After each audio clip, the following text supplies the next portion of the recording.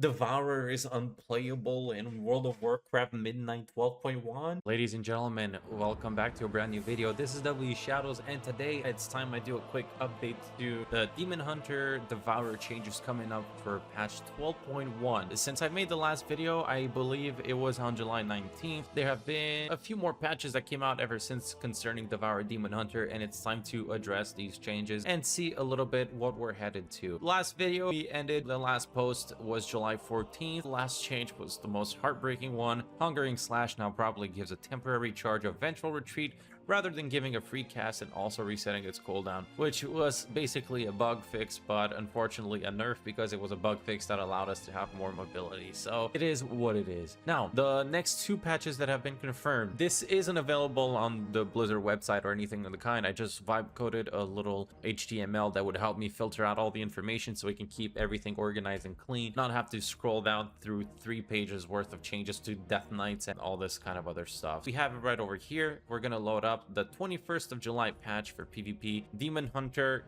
Devourer changes. The Devourer Demon Hunter changes for the 21st of July. Collapsing star damage increased by 12%, not too bad. Eradicate damage reduced by 6%, not necessary. I don't really know why. It's already not a very used talent, and now it's going to be even less for one reason or another. It is what it is. Unfortunately, this is also applied to PvE, I believe. Otherworldly Focus now increases Collapsing Star and Voidfall Meteor damage against a single target by 30%. It used to be 35%. Once again, 5% isn't the biggest of deals in terms of damage, but it's just an unnecessary nerf. But truth be told, this doesn't really matter. There's not really many scenarios in which you're actually hitting a single target when you're playing Annihilator, especially if you're playing with Eradicate, and even more, Voidfall Meteor just always hits more than a target. And this isn't necessarily the biggest of deals. I don't think it will change much of anything. This is just completely useless, and this, I guess, is nice. It does give it a bit more of an actual reward to fully casting a Collapsing Star. People already dealing pretty well with it, but now we'll have an extra reason to pay attention to it.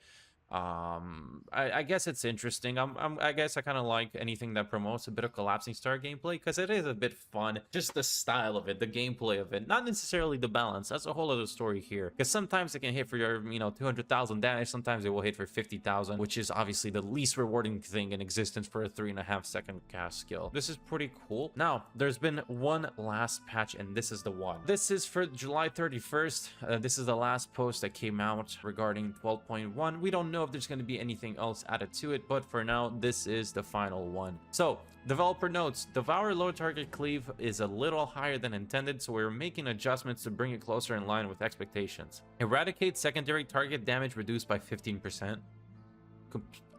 I don't know, but sure. And Annihilator final hour now causes Voidfall bonuses to persist for 6 seconds. It used to be 8 seconds. Okay, so I guess it didn't make sense for a skill as strong as Reap to do its full damage to, up to 3 or how many targets? I think it's up to 5 targets. It is pretty strong. I'm not necessarily gonna defend it. I just think it's, once again, it's not necessarily good because we're already almost never using it in PvP anymore, or at least in arena. So I'm not too crazy about it. And also the final change, Annihilator final hour now causes Voidfall bonuses to persist for 6 seconds instead of 8. This is like a 2-second nerf to an ability that gives you, like, potentially, what was it, 3 to 9% haste for a few seconds. So it adds up. It is a bit of a nerf, so it is what it is. And the last change, this one I'm not as hyped about it.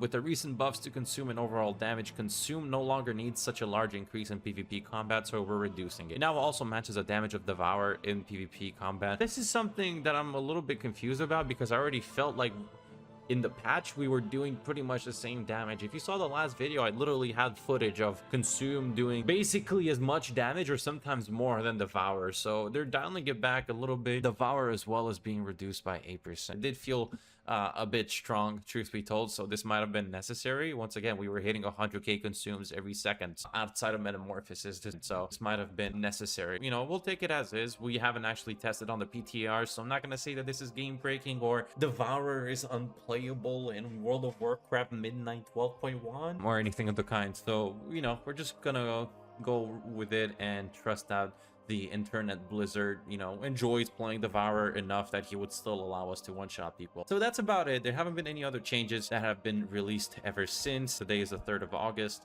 and this is the last one that came out. Going into the patch, I genuinely do not know what to expect. It's going to be a drastic amount of changes, and as per usual, whenever Blizzard does something like that, the balance is completely all over the place. It will take a lot of testing and just playing around to finally figure out what works. Hopefully, you know, their chat GPT has been upgraded to premium, at least for the first week of the new patch, so they can move pretty quickly and fix what they need to fix.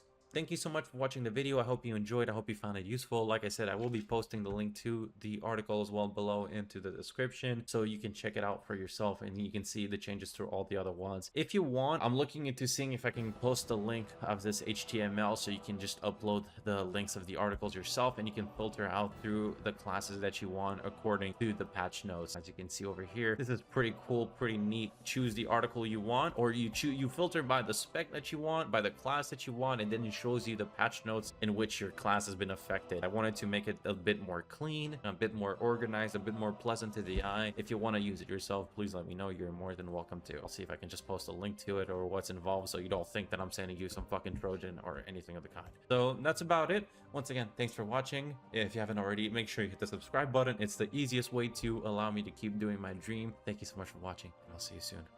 Take care.